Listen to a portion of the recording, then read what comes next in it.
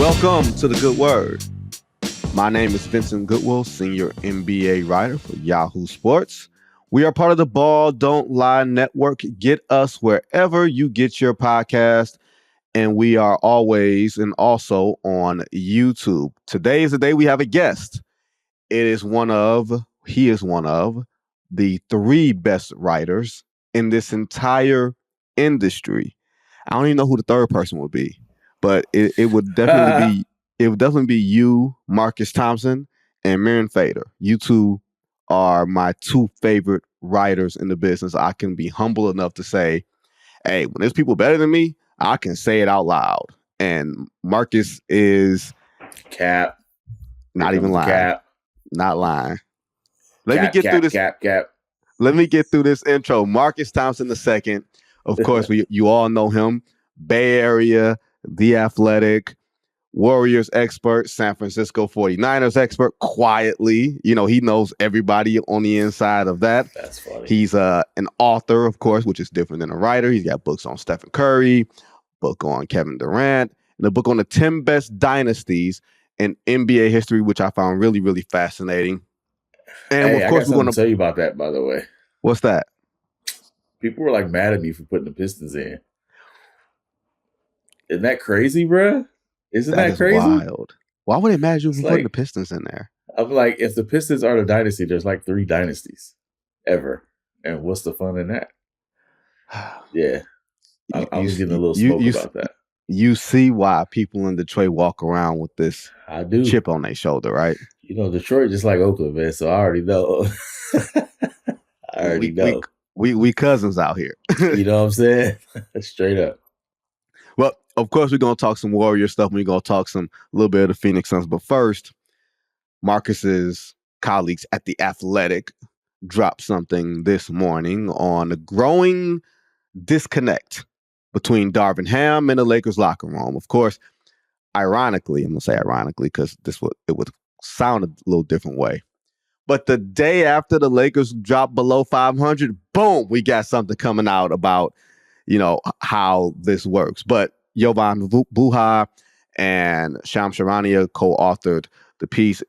They said 6 sources talked about, let's just say, not being happy with Darvin's rotations, the starting lineup, and where the team morale is right now. Marcus, are you surprised that there's discontent in Lakerland, or is this just kind of what happens when you're a Laker and when you're on LeBron James's team? Yeah, this is the least surprising thing of all time, right? Like, they've lost 2 of their last 8 games, right? Or 2 of their last 10, or they've won, 2 of their last 10, 2 and 8 over the last 10. You already know, Vin. Come on. That's a recipe right there. And Darvin Ham is such the perfect target, right? Inexperienced coach, new, just clearly getting a feel for the building a team process. He's the perfect scapegoat. And, obviously there's some issues with Darvin Ham, but yeah, this is the least surprising thing of all time. Look, Steve Kerr got people coming for his head. He's got 4 championships, so Darvin Ham definitely ain't safe out here in these streets. David Blatt might call him, right? Like, hey, man, here's how this is about to go down. David Blatt, who I thought was one of the unintentionally funnier NBA coaches I've ever been around. Oh, my God, he was so overmatched. Seemed like a nice guy, but just so insecure and so overmatched, right? One thing I have noticed, Marcus, about the Lakers, and this precedes Darvin Ham and everything else, after they fired Pat Riley in 1990, okay, that was 33 years ago, they've had one coach spend more than like 3 years there. And that was Phil Jackson. Phil Jackson, yeah. And they fired Phil Jackson, right? Brought him back, fired him again. And then when he tried to come back, they said no. So clearly the Lakers are not one of these franchises that says, hey, you know what? The coach is a guy that's going to make it happen. They will fire Pat Riley. They will bring in like people like Randy Fund. You know what I mean? They will fire Dale Harris. They will fire anybody. So Darvin Ham, that's just par for the course. I mean, the whole dynasty was built on this idea of, hey, the coach could get up out of here, right? I mean, it started with Magic being like, yo, I don't want to play for this dude no more. You know what I'm saying? Magic demands a trade. Yep. And Magic stays, obviously, signs 25 years for $25 million, and the coach is up out of there. At that point, it was very clear the Lakers are a franchise about the star. And it's a part of the DNA. Like, that's what it is. The star will always win. I mean, you could just think how many good coaches, like coach for the Lakers and had a miserable time with the Lakers, but ended up being really good coaches. You know what I'm saying? Like, that'd be an interesting thought project. But you think about like Mike Brown got ran up out of there. Got ran up out of there, boy.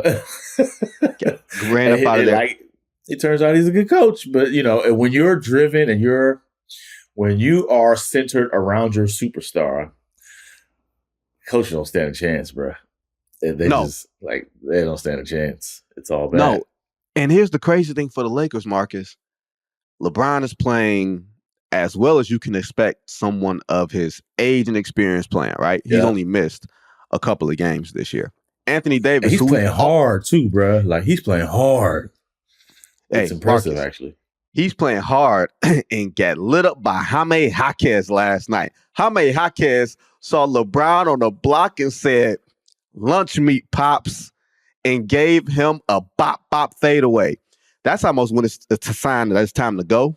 When the rookies no longer have the fear factor of you and they see you and they like, lunch meat? Oh, man, that's got to be the most humbling experience, right? And then Anthony Davis playing hard. Defensive player of the year, you look at the numbers, you look at the metrics, he's out there beasting it, and it has no effect on winning. That's got to be really sobering for both of those dudes, because at some point, one of those dudes going to get hurt, and then it's really going to fall off the rails unless they make a personnel move. I think this is a symptom of a larger issue that we're seeing around the league. Okay. These old heads are getting cooked out here, bro. Remember, there was a time, Vinnie, it wasn't that long ago, Mr. Goodwill, it was not that long ago, when if LeBron went off, Steph went off, KD went off, Clay went off, Dame went off, like, that's ball game. Like, you up by 30 and it's over. Hey, these youngsters is like, nah, we coming right back at you, which is like low-key incredible for the NBA. But it is not good for egos when you a superstar with championships and you got to drop a 40 piece to stay in the game, like, to stay active. Like, I love this energy. I do love this energy. I love that they essentially, I'm gonna look at it as respecting the old heads by saying, like, we coming at you in the spirit of how you did it. We about to do it too. We coming for you. Like, because we gonna get an autograph for you after the game. We gonna swap jerseys, but we coming for your neck. You know what I'm saying? Like, this is incredible. Like, these dudes are not shook. I watch it all the time with Steph. Like, they coming for Steph. Steph is having to drop 35 to win close games, where 35 used to run the other team out the gym. Right. LeBron and AD playing well don't equal wins since when? Like, the formula was the difficulty was getting them to play funny, well at the same time. It reminds me, I don't think it was Kobe's last year, but maybe it was Kobe's second to last year, some preseason game. Maybe it was in Hawaii or something. And they played Golden State. And he was hounding Steph up the floor. Yeah. And Steph gave him a quick in and out. Boom, boom. Yeah. Hit the three. And Kobe laughed and patted him on the butt. And that felt so symbolic to me. Like, the old head recognizing that, hey, Plymouth Rock is a little bit different now. Oh, Pride would say Plymouth Rock. That's Malcolm X. Pride Rock is a little different now. Hey, you preaching now, huh? We didn't land on Plymouth Rock. Plymouth Rock landed on us. Pride Rock is a little different now. You know what I mean? Like, these young kids are coming. So now it's Steph catching it. It's LeBron catching it. It's KD catching it. That was going to be the theme of the show anyway. Marcus, that's one of the reasons I brought you here, because you can contextualize this stuff so well. But when you look at OKC and Minnesota and a few of these other teams, like, this is not what it was supposed to be, but it's exactly what it should be. You know what I mean? Absolutely. Like, I was watching the Pacers Bucks play for like the 90th time this year. And like, they cannot beat the Pacers, bro. It's crazy. Like, Tyrese Halliburton is skipping around, like hitting threes and like just like toying. Like, this is Giannis and Dame healthy on the court playing, and Tyrese Halliburton is out here cooking them. I saw somebody sent me this tweet, man. It was incredible. We old, so we'll get it, but I don't know. Old heads will get it. But they was like, Dame went out, left the West Coast to go get cooked by Farnsworth Bentley. I was in tears. First off, I was mad because you cannot talk about Dame, because you know what I'm saying? That's town biz. That's what, you know what I'm saying? I'm riding with Dame, but that was hilarious. But like, think about that. He came like, yo, we about to take over the East, me and Giannis, and Tyrese Halliburton is a problem. Like, this is great for the NBA, but this is how it's supposed to be. And all of these like veteran superstars are learning this lesson at the same time, that, hey, man, the show keep going. The guard must change. The baton must be passed. And you can hold on to it, but, man, somebody's trying to pry that thing out your hand. It's not baton is being passed. Like, but being passed symbolizes there's like a voluntary transition of power. You know like, what I mean? You go, that's like President Obama showing up at President Trump's inauguration, and Michelle just sitting there looking like, ain't this a bitch? You know what I mean? Like, that sort of thing. It's a carjacking. They come. These OGs is getting jacked up, man. Run their status, man. Hey, run them all-stars. Quick, super quick Obama story. Because, I lived in Chicago for a couple years. And John, I promise I'm not going political. Like, John is like, oh my God, where's Vinnie going? I promise. Here we go. No, trust me, I ain't going there. No, you are the best storytellers in the world. Go ahead. So, a buddy of mine is telling me this story that I worked with. And there's like this health club next to the NBC studio that we worked at. And it's like, one of those super uppity health clubs, right? That you got to have an exclusive membership to. Basically something that Vinnie wasn't getting into, all right? Like, it wasn't going to be my get down. So he says, before Obama became president, he used to frequent that place. It was like, West Loop, Chicago. And I can't think of the name of the club, but whatever. So the guy was in there. He was hooping around, shooting threes. They were playing. It was like a break in the game. He says, Obama walks up to him. And clearly, like, Obama's like a guy, but not the guy. Like, people know who he is. And people on YouTube will see this gesture that I give. So Obama walks up to him, says, give me that. And literally, like, calls for the ball, like, while the dude is sitting down. It's his ball.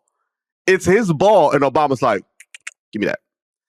And my man's like, what am I supposed to do? Like, no, that's Senator Obama or whatever. You give him the ball, and Obama just starts raining threes. Hey, like, literally right in front of him. That's what it feels like with these young dudes. Young dudes walk up to LeBron. Hey, LeBron, give me that. Steph, give me that. Go ahead, give it up, man. Go ahead, give it up, man. But Bradley Beal, let me get that. But as we know, Marcus, especially these old dudes have been at the top of the hill for so long and have changed the way that we think about aging in the NBA. This is not going to be a peaceful transition. Even for someone like Steph, who people think is cute and cuddly and not the most, insatiable superstar on the planet, right?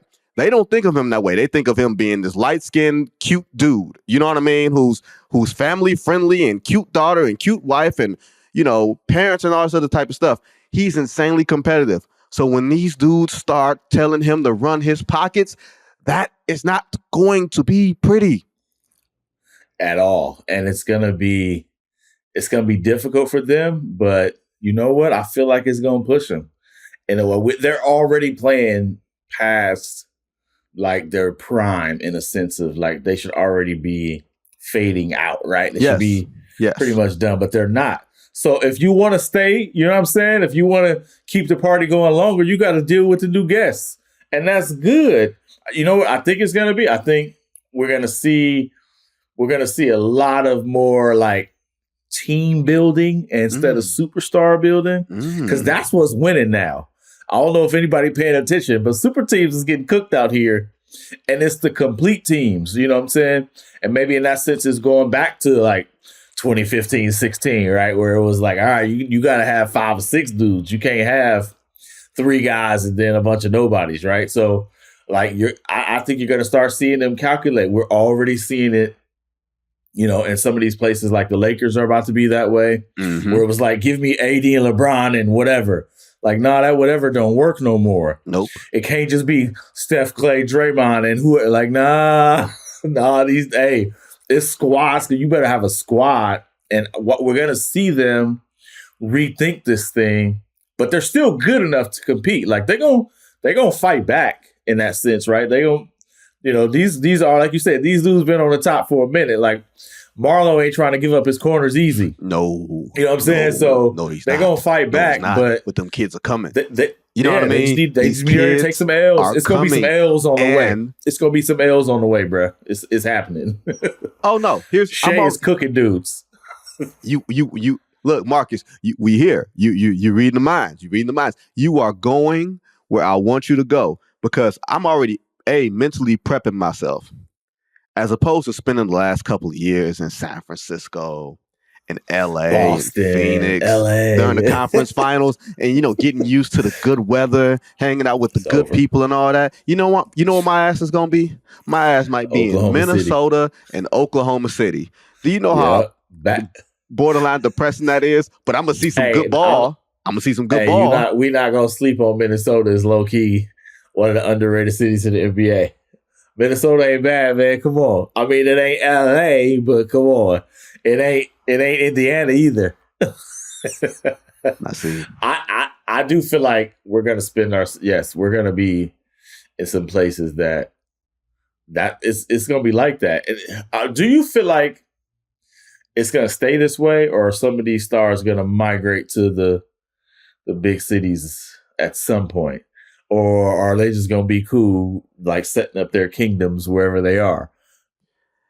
See, it because of a guy like Shea who's not from here, right? Yeah. I don't know if Shea has this appetite to just go kicking in LA and be a Laker. Like, I don't know. It's different. The Ant-Man, know Jokic don't care at all. Jokic don't care. Does the Ant-Man care? We probably project that the Ant-Man cares. But his ego in a good way is probably such that why would I want to go to somebody else's team?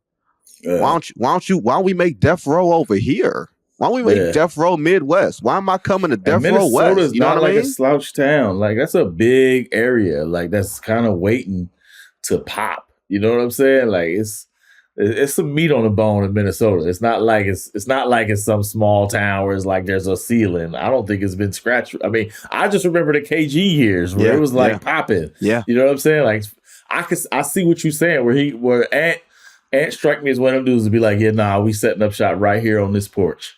Like, this is where it's going down. Come to me. And here's the thing. We think now of the Bay Area as a top 10 market. 10 years ago, we had to be told that the Bay Area was a top 10 market in terms of the NBA. And then Steph blew up and then everything sort of started to make sense. You know what I mean? I think it's some similar things there. If, God forbid, the Detroit Pistons ever get their mess together, you know what I mean? Like a market that is screaming for people to rally around. They won't, at least not anytime soon. They rallied around a losing streak, player. Like that's why I said anytime soon, bro. Like that was the most popping losing streak I ever seen in my life. I was riveted. I was into every Pistons game. Like, that's crazy. It felt like a movie. It was a movie. And thank goodness I don't travel with the team. You know what I mean? Like, I was popping in and out and stuff like that, because being around that type of losing is depressing. Okay, if you're around a regular bad team, and Marcus has covered bad teams, I've covered bad teams. You almost bond with players on bad teams that players don't think is supposed to be bad. They're trying to figure out why they're bad, and they want you to tell them, why are we this bad? I didn't see this coming. Like, they want to know the answers from you, the reporter. Yeah, exactly, like, what do you see? Because I don't see it. I remember them days of, like, Man, won't you tell me if I had the answer, we wouldn't be this bad. Yeah, I remember them days. That's regular bad, right? Yep. That's you know what? It always blows my mind, and that's how I know I'm old. People don't know that the Warriors used to be that. Mm-hmm. Like, it's hard. Like, people don't understand. Like, it was a miserable franchise. Like, it was not a place to be. Like, remember when Barron was supposed to re-sign? He had to set up a deal, then it fell apart, and he went to the Clippers. And they were out here just throwing money at everybody and ended up paying Corey Baghetti $50 million because that was the best they could get. Like this is like circa 08. Right, I mean, it's 15 years ago, but it wasn't like 50 years ago. Like, when I got on the beat, they were terrible. Like, I remember they had 37 wins, and it felt like Eric Musselman got this team going somewhere. Let's go. Right? It's like Gilbert and Jay Rich and them. So, yeah, we cut our teeth on teams like that, but I ain't never covered no 28-game losing streak. Yeah, that's a whole different. You can accidentally win a game in the NBA just by trying hard. Exactly. Hazard pay. Now, speaking of hazard pay, Marcus is, of course, covering the now mediocre, the now mid Golden State Warriors. A game under 500. They're closer to the bottom of the Western Conference. They're out of the play-in right now. They're 11th in the West, or maybe with the Lakers lost last night, maybe they're both bringing up the rear as far as the play-in, right? Playing the Nuggets as of right now. We're recording this on Thursday, so they're playing the Nuggets tonight. There are certain things, and we talked about it earlier with LeBron and with KD and with Steph. You expect a Stephen Curry offense to be a top 5 offense, right? 12th. Yeah. You expect, and that's an improvement, by the way. It was down. It was lower than that before. Right. So they're toggling this sort of like they're in a situationship. You know what I mean, Marcus? They're not in a full relationship. They're in a situationship with young and old. Do we want to commit or do we not? And you got these young players with these old dudes. How is this going to play? Because Trace Jackson-Davis looks really good. Jonathan Kuminga is starting to come around on his own. And then, boom, Gary Payton II gets hurt. And then, boom, Klay Thompson out here giving concession speeches after games where he's talking about his basketball mortality and embracing the last chapter of his career. Is this dysfunction that can work, or is this like the house crumbling? I think it's the realization that the plan that they had before is not the plan anymore. Mm-hmm. Like, they came into this thing, like they lost to the Lakers in the second round, and it was in 6. Probably could have pushed it to 7 if Klay Thompson has a better game, right? Right. And that's always the crutch, right? It's like, man, what we can do. If we would have done it, we would be fine. And you could kind of go with that argument, even though I don't think anybody expected them to beat Denver, especially in hindsight, right? That looks even more. So, you could argue Western Conference Finals team, or at least one of the 4 best teams, a couple tweaks, we'll be fine. Right. That's how they went into it. They re-signed Draymond, right? Locked in with, Klay, and got rid of Jordan Poole, brought in Chris Paul. They kind of doubled down on that same mindset, and then they hit this year, and like we was talking about before, the youngsters is like, oh, this is our league now. Mm-hmm. And the real unique part about the Warriors situation is, in many ways, they built this league. Yes. Like, they forced everybody to adjust, and now they have to deal with what they spawned. You know what I'm saying? Yep. They made this bed of everybody having to shoot threes. Everybody got to have wings. Everybody's got to be able to switch, right? You want big perimeter players and athletic bigs. You know what I'm saying? Like, now the entire league is that way. And so they're like going up essentially against themselves, but the other team is younger and more energetic and more athletic. So I think they've all come to the realization that the plan of just like, hey, we got the championship, we just got to tweak around the edges. And it's like, nah, it's different now. And to me, that Klay's like public acknowledgement of that was vital because he's one of the people who's been most adamantly sticking to, man, I'm still Klay Thompson. Right, you know what I'm saying? Like, y'all, this is who I like. Yeah, now just let me get it together and watch, right? And they've been that's what they've been. Like, you know what it's like, man? I know you've seen the 5 Heartbeats, right? It's like trying to get them back together. They trying to get them steps like, done. trying to get them steps. And harder, man. And that Jerry curl juice is sweating off the back of your head. You need to let them youngsters dance, man. Let them youngsters dance. You just sitting back and 2-stepping when your part comes. You know what I'm saying? You got to keep it smooth. But they still trying to, like, I think they've hit that. And the real difficult part is Steph can still rock, right? Mm-hmm. Like, but he can't do it by himself. Like, that's out the picture now. You know what I'm saying? Like, that's what we saying with Brian. Ain't no more, oh, I got this. Like, the league is so much younger, so much more athletic, and also everybody shoots threes. Yep. So it's not like they can make up that difference, right? Like they can play hard, and like you ain't gonna run away from these dudes no more. I mean, look at Orlando as the worst shooting 3-point team in the league. And last night they hit 25. You know what I'm saying? Like it's just like this is the league now. So I do feel like everybody's got to do a new plan, and I think we're gonna see the Warriors do that. The Warriors and the Lakers are gonna be the two where we see first adjust. Phoenix might just be baked in. Right. They might just have to, you know what I'm saying? Like they went super team route and it ain't working. And I don't think they're flexible enough to kind of do anything on the fly. So we're going to have to see, can these OGs adjust to figure out how to win in the league? Like this Ant Edwards league now, this Shai Gilgeous-Alexander's league, this is Nikola Jokic league. Like they dictate style of play and how this goes. I think these players, these superstars are good enough to win in this league. They got to figure it out, though. It ain't going to be like it was 3 years ago. It ain't never going to be like it was. It's so funny, Marcus, that you talk about Orlando being the worst shooting team in the league. I was looking up the numbers on the Lakers, right, the other day, and I was like, man, the Lakers shot really well on Christmas Day and still got blown out. And I was like, wait, why is everybody saying the Lakers don't have shooters? The Lakers as a team, the day I looked it up, Marcus, they were shooting 36% from 3. I'm like, that's not a number of a bad team. And then where did they rank? Like 18th or 20th or something like that at 36% in the NBA from 3? That doesn't sound right. You know what I mean? Like everybody's supposed to shoot 38, 39 is the norm now. You know what I mean? Like Steph, those years where Steph was shooting 43, 44 from 3, he almost has to do that to keep the Warriors in games, not like you said, not blowing them out, not getting guys and running away and hiding and all that stuff. That is literally just the line of that's child support. This is what's expected of you. You know what I mean? Like that's where the Golden State Warriors are. That's what the entire NBA is.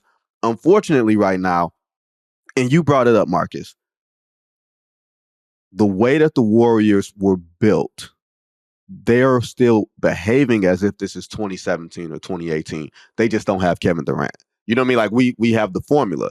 It's like basically, Marcus, being the first house in a new subdivision. You got the first new build.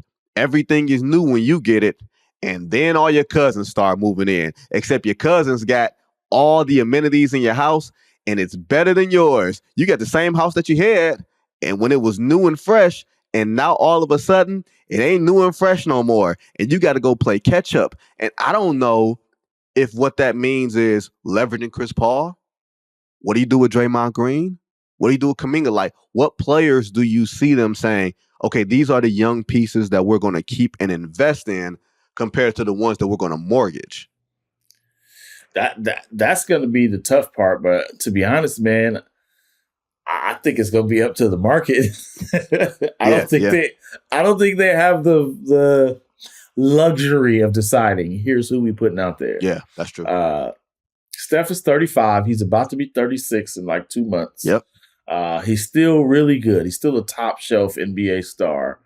And you got to do something about that. And it may, like Chris Paul is playing great. Like Chris Paul he's looking good. His shot's coming back now, so he's really looking good. He's he's in many ways exactly what they need. The Warriors love to kick the ball around and, turnover happy. Like Chris Paul be like, yo, give me the rock.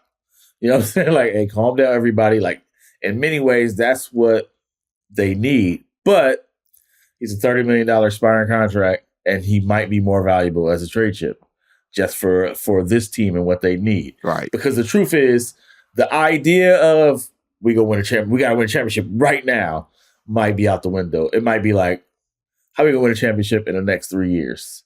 Because right now, it's going to be tough. Like, they don't even have that. Like, if you just go around to, somebody sent me this question, I didn't know what to answer. Like, who are the second and third best players on the Warriors? Ooh. Like, not name, but like production and like where they are right now. Like, it's tough to answer. You want to say Klay Thompson, but it ain't been Klay. No. You're right. You want to say Andrew Wiggins, but it ain't been Wiggins. You know what I'm saying? If it's Draymond, that's a real. Draymond's been great, but he ain't been there. Right. So it's like, what does that get you?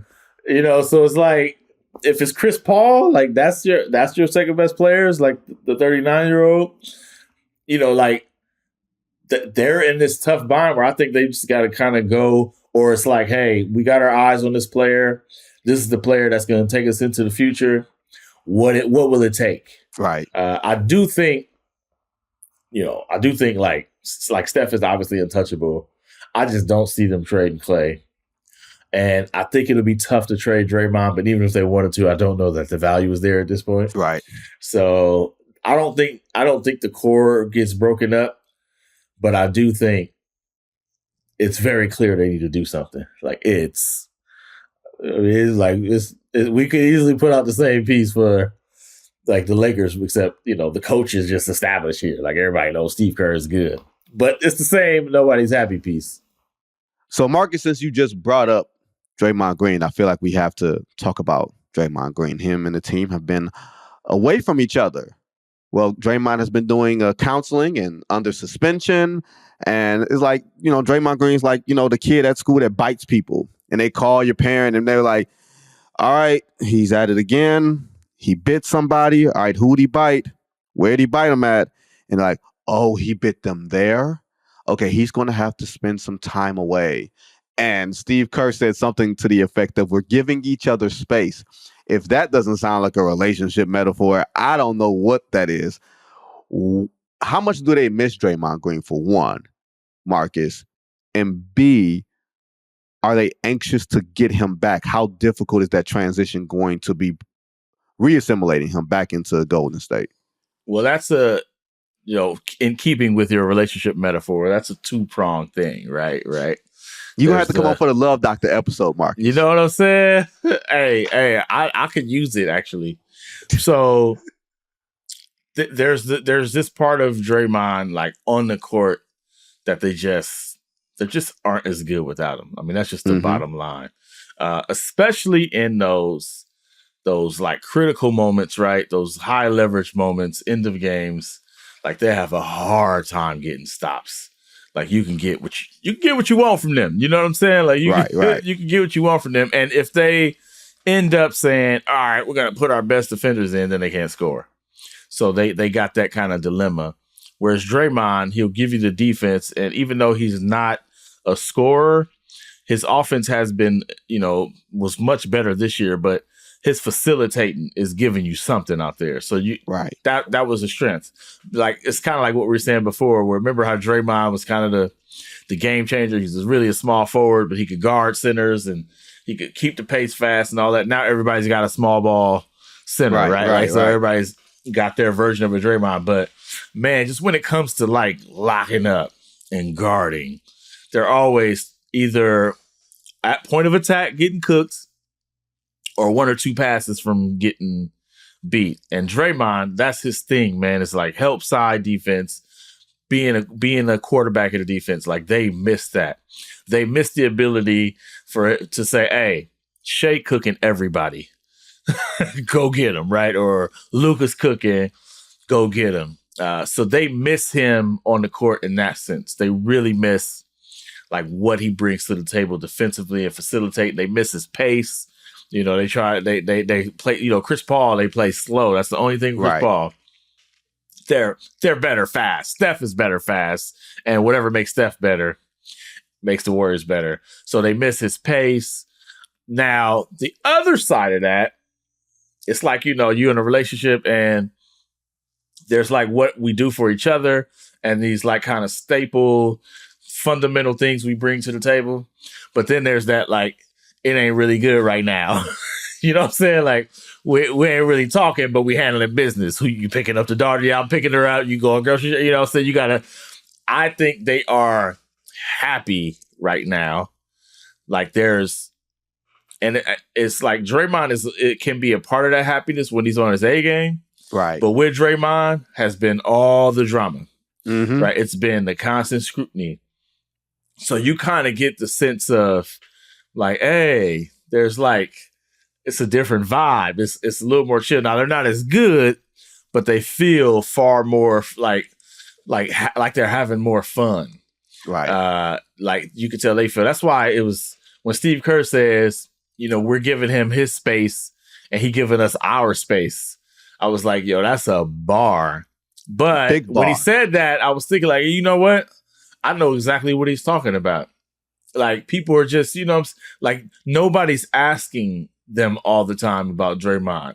Nobody's talking about the league's choices and decisions or trying to break. Like it's just not in the room right now. So, but I do think they miss him. I do think they need him back. They need Draymond back though. They don't need the dude who constantly in this mess, right? That's the one they miss. They miss the leader. They miss the vocal guy. They miss the mentor of the young dudes. You know, they miss the defensive player. What they don't miss is the dude who at every moment could turn this into something different, right? Like that's the part they need to get rid of. Because remember, like you said, man, they got a lot of youngsters around now. It's not just a bunch of old heads. And unlike in the past where they could be like, hey, youngster, you ain't really that good, so have a seat. Now they need these youngsters. Right. They're like, hey, man, we can't really, we down 11. We need something. What you got? Right. What you got, Kaminga? Right. What you got, Moody? Like, we need you. So it's the two part, right? Like, it's at some point they got to get Draymond to the point where it's not about I don't want to say off the court stuff because it's actually on the court, right? But the non-basketball stuff, yeah, yep. Where that's not a thing. You know what I'm saying? Like and we remember like it was worse last year with Jordan Poole, obviously, because you know that involves something more serious. But this was more just like, hey man, we just like they're not good enough to exist with the chaos around. Like the Warriors, as you know, you've been in the locker, you know, the Warriors always keep something going, bruh. Yes. Always keep something going. It's always something. They used to be good enough to be like, it's cool.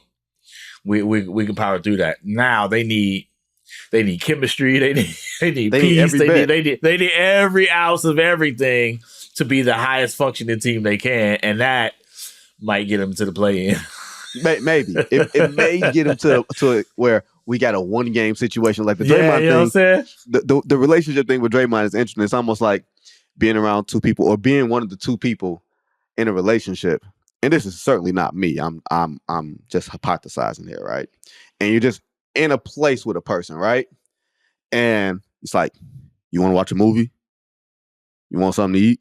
But you ain't saying it with no warmth. You ain't saying it with no joy. You just like, y'all just on opposite ends of the spectrum and you're just doing it because it's custom. You're not doing it because you want to be there. You're not doing it because it's kindness and all this other stuff. Want something to eat? I'm going to the grocery store. You want something? Let's take it even deeper. You know, the crazy part is, but you're doing that because you really want normal back, but you're just too proud. You know what I'm saying? To be like, hey, can we just get back to where we were? So you like, you want some food? Like, I'm going to try to be nice, but I got to be hard because I'm still mad at you. You know what I'm saying? Got to keep it up. I can't break. I can't be the one to break. And that's the real thing, man. Like, Draymond, this is the part I should write this. This is the part people don't understand. They love Draymond. Like, they love him. Mm-hmm. You know what I'm saying? Like, and like, I feel like many of us know this because we got the family members who are like that. Like, man, I love this dude. And what'd he do this time? You know what I'm saying? Every like that. time, dog. Every time. But that's my dog. Like, that's my brother. Like, they love Draymond. So when he's there, like, when Draymond is Draymond, it's like, it's great. Like, they love Draymond. Even you can hear him talking about him now. Some dudes they will fight you about Draymond. Like, Juan Toscano Anderson will fight you about Draymond. Like, he was there for like 2 years. He's like, nah, that's my, you know what I'm saying? Like, Steph will fight you about Draymond. Like, they love Draymond. But then it's also like, you know, hey, man, we kind of need you to be on your P's and Q's. Can you get on your P's and Q's? Right. You ain't on your P's and Q's. So I feel like that analogy was great because it is like, man, we really need you here. We really want you here. We want the best version of you. But right now, like, can you just act right? That's what it is. Can you I run just into the act stove. right? You want something? You want something from the stove? All right. Like, it's really deep down, you're crying. Like, can we just get back to where we were? This was incredible what we had. Why are we doing this? At some point, they're going to get to that point where it actually means you actually like, hey, baby, here's some food. Let me feed you. Nah, I see. I can't relate to such things. That's a step beyond my scope. Okay, maybe I got too much pride in such situations. But you know, I've been married for 23 years. If you don't know how to, you got to spend some nights on the couch, bro. The dog house just has to. You got to make your dog house comfortable because you're gonna be in it at some point. Once again, and once again, put a pin in that because guess who's going to get a text from our friend Monica McNutt about having these relationship conversations about this. Every time I bring up something, Monica is hitting me like, so this how you kicking it, bro? Like this is how Monica comes at me because I came with the love doctor idea from having a podcast with Monica because we would always just kick it about different stuff. And every time I bring something up, our homegirl Monica be hitting me up like, so I'm listening to your podcast. I'm like, God damn it. Here we That's what it is. That's what 23 years, Marcus. I got you. I cannot relate to peers being married for 23 years. Like, you know, like that's generations, like your parents and all that. Like, you get that. Like, peers, baby. The old people at church, yeah. That's a whole different ballgame. That's like a whole different world. But peers, completely different ballgame. Speaking of non-committal people, right? Kevin Durant. See how that works? Nice transition. Man, you were made for this, bro. Inability to commit, right? Kevin Durant in Phoenix. It looked promising on paper. He, Devin Booker, Bradley Beal. It didn't look like a natural fit, but you were always going to have the questions. What happens when somebody gets hurt? Boom, Bradley Beal gets hurt as soon as they get there. And now they are in slightly better shape than the Lakers and Golden State, but not that much better. Yeah. You know what I mean? And KD is now missing time. They lost to the Clippers last night. Beal is back. Booker's there. So they got 2 of the 3 guys. How do you look at what is their outlook for the present? And like you said earlier, they mortgaged their whole future to get Bradley Beal. They mortgaged their whole future to get KD almost a year ago. Like, what is the outcome going to be here? Is this a second round team or is that like the high watermark for these guys? I mean, I would have said before, like, get them in the playoffs. You'll see Book and KD. They'll go crazy and it'll be fine, right? Like that's what it's been. But I'm becoming more and more convinced that that's not it anymore. That's not the formula. Because when you start looking at some of these teams that are like really good, you got to worry about player number 6. And he ain't no star, but he will cook you if you don't. You know what I'm saying? Like, you will get cooked. You got to worry about the Jalen Williams of the world and the Jaden McDaniels of the world. Not shading those guys, but I'm saying they're not the names on the marquee. But they can have marquee games. They can produce like marquee. And that's the difference. I mean, I feel like Phoenix is in trouble because like Eric Gordon is looking at this like, hey, yo, y'all might as well give me the ball more. Like, it's like, yo, it's woo. Eric Gordon is like, hey, what are we doing? Like, run me the rock. Like, you gotta, like, Grayson Allen is a really good player for them. But like that might be their too much Grayson Allen. Yeah, like that's what I'm saying. So it's like the problem they have is they don't have that like young future coming up. And that's going to be a little difficult. So I do feel like there's a part of Phoenix Suns that will settle in the playoffs. Because the one thing we haven't seen, well, see, that's different too. Because like Minnesota's already been through a couple playoff series. Like them dudes have already been tested, even though they're young, right? Right. You're looking at Denver, like Christian Brown was playing in the finals as a rookie. Right. You know what I'm saying? Like, right. So these dudes kind of got some, like, they're not as young as they seem to be. So it's like, all right, they kind of more willing to match up. You don't have the, man, I've done this before. I got more in the skin in the game than you. Like, that don't really fly like it used to. I mean, we saw Austin Reeves in the playoffs last year. Like, yo, that dude was ready to cook. So to me, I just worry about, there's a part of me that feels like Phoenix will be better in the playoffs where the setting is a little different. The games are a little different. Mm-hmm. Book is still going to be Book. You still got KD. If Bradley Beal's healthy, he's still a good player. But you got to be able to play defense. Yes. I don't know what they're going to do about that. They got point of attack defensive issues. Yep. You got to have depth. Yep. And they don't have depth. They don't have depth. So in the end, I don't think I think there's a ceiling on where they go. It's going to take a 30, was KD 34? Yeah. This is a year younger than Steph, right? I think so, yeah. So it's going to take, or I mean, Book could do it too. I mean, it's hard to say anything about Book. Is incredible, but it's tough after watching what Luka did to them. Like, you know what I'm saying? You know what the anomaly in all this is? The Clippers. The anomaly is the Clippers. They're like the old team who kind of like play like the youngsters, though. Marcus, I've been saying this. I said it when they made the trade. And I brought it up a little bit a couple of days ago when it was just me and John. And I was like, look, this could be the year that the Clippers could just sort of sneak through, not even sneak through, because they're not sneaking. Yeah. You know what I mean? Harden is playing real good ball. Kawhi looks healthy. PG is playing real good ball. Like you said, they're the old guys with like tread on their tires, but not really because they've been hurt. So they ain't played all these games. They just been hurt. You know what I mean? And then you throw Russ like off the bench. He's like the energy guy. You know what I'm saying? Like he's the young gunner coming off the bench. Like they kind of rock like the youngsters a little bit. They are the scariest team. And I remove Denver from all that because they're the champions.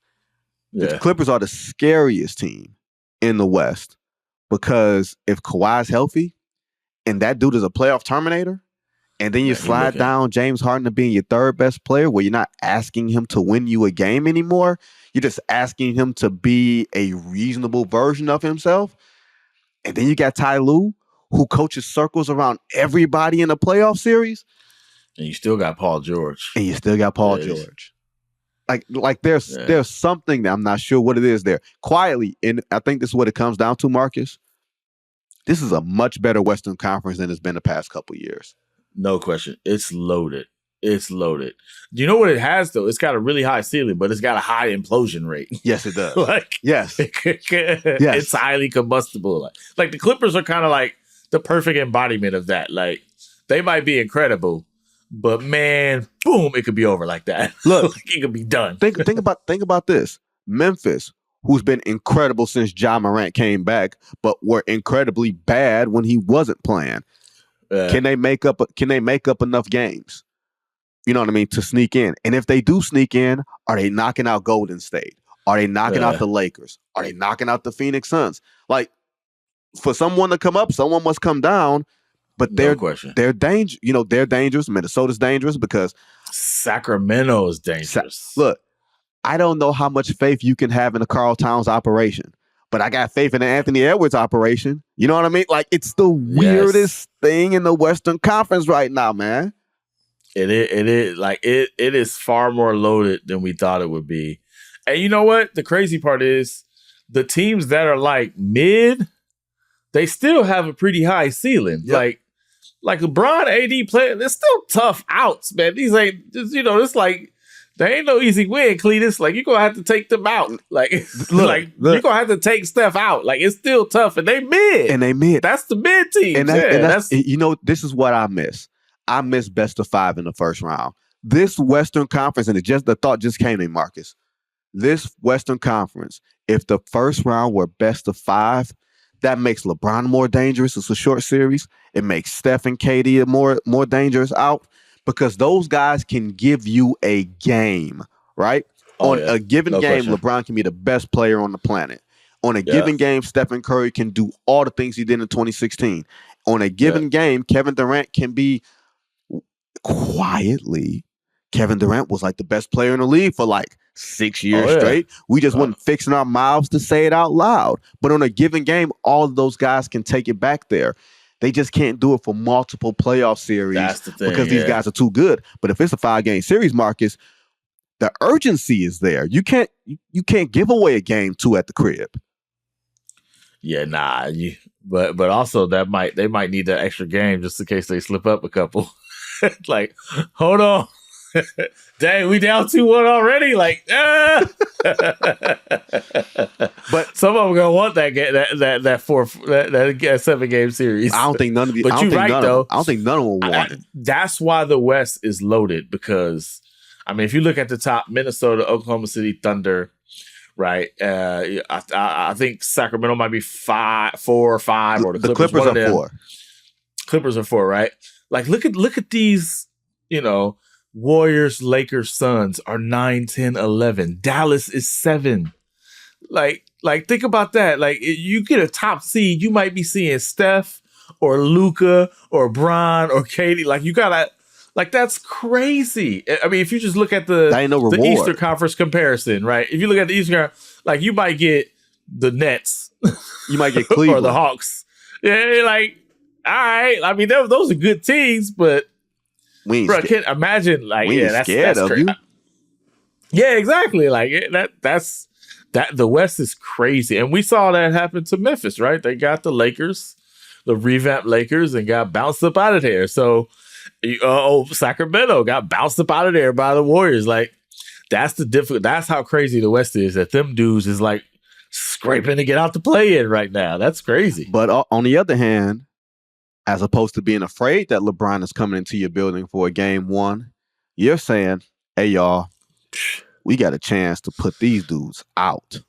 Put them out to pasture. We got a chance to get, and there's a saying that I have for Isaiah Thomas and the Pistons, and to bring it back. And I say it with all humility. Every Pistons championship banner from that era got Michael Jordan's blood on it, right? Got his blood on it. Can you imagine what it would be like for one of these dudes to come and say, hey, y'all, we got Steph Curry's blood on this banner. We got LeBron's blood on this banner. No, that's how it's got to be, bro. That's how it's got to be. Take it. That's when you're real. That's when you're real, yeah. You take don't run from it. Here's the thing. You know what I love about these dudes? What's that? They going to dap them up. They going to dap them up. Like, all right, youngster, you did that. You know what I'm saying? Like, you beat KD going to dap you up like, all right. This is what I would have done. Right. So I respect it. Yeah. I think Steph would rather lose to one of these young dudes than to lose to LeBron. Oh, 1,000%. Or lose to KD. Or KD, 1,000%. Oh, no, he ain't trying. That's the thing about Warriors Phoenix. I remember saying, if they play Phoenix, I don't know.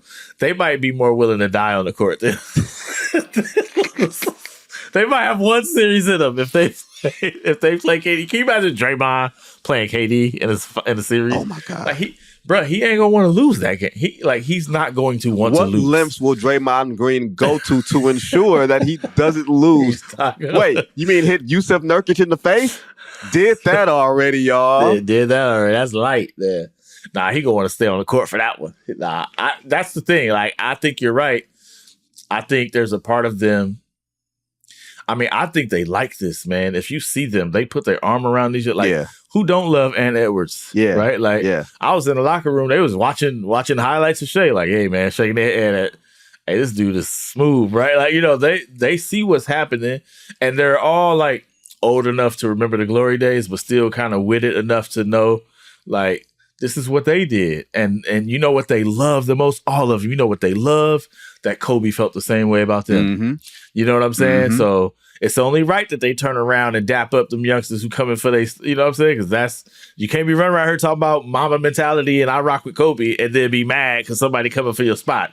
Like, that's the game. The game is the game, yo. Hey, it's the circle of life, baby. It's the circle of life, yeah. And that, ladies and gentlemen, is Marcus Thompson. Thank you, Marcus, for giving us some of your time today. Marcus gave us, we went all around the spectrum with Marcus. We went to marriage metaphors. We talked about President Obama we did all of that. We didn't expect to go there, but we did. We went there because Marcus is such a good dude. Really appreciate you. Don't forget to go buy his books, Golden, The Miraculous Rise of Steph Curry, and of course the book. What's the name of the book on KD? Why do I can't remember the book on KD? KD, the Kevin Durant's Relentless Pursuit to be the Greatest. You can't remember it because it's incredibly long on purpose. Like, I don't know why they did that. Just Golden and KD. That's all. Yeah, and also his book on the 10 and dynasties. The dynasties of the NBA. Don't forget, he also has a podcast, Warriors Plus Minus, and they have a great team over there at The Athletic. Of course, anytime I go over to the Bay, like for a playoff series or even just a couple days, man, I have a ball. So really appreciate it. Marcus, anything else you got to promote? Like, you know, any of your kids like world famous authors yet or anything? Man, we just trying to get out of U.S. history right now. You know what I'm saying? We trying to get over the pre-calculus hump. Nah, we good, man. I want to promote you. You know what I'm saying? You've been out here. You've been nice. I'm still mad you didn't. You know, your listeners should know I tried to get you to come out here. We ain't having that. We couldn't afford you. That's what I can't believe what it came down to. We can't afford. I wanted you out here. You know what I'm saying? I felt like we could have wrecked shop together, but you know, you was big time, and I get it. You know, but man, I wanted you out here because you nice. You one of the best in the nation, man. I appreciate you always. I appreciate you saying that, man. You know, we got to give each other our flowers, especially the brothers. Because ain't nobody else gonna do it but us. So once again, I appreciate you, Marcus. Thanks again to producer John and the entire team that works behind the scenes. Jake and Dan will be back for another episode of No Cap Room tomorrow. And then the schedule goes back to normal next Monday. Here will be me. Next Wednesday will also be the next episode of The Good Word Monday and Wednesday compared to Tuesday and Thursday this week because of the holiday. Until then, everybody be safe.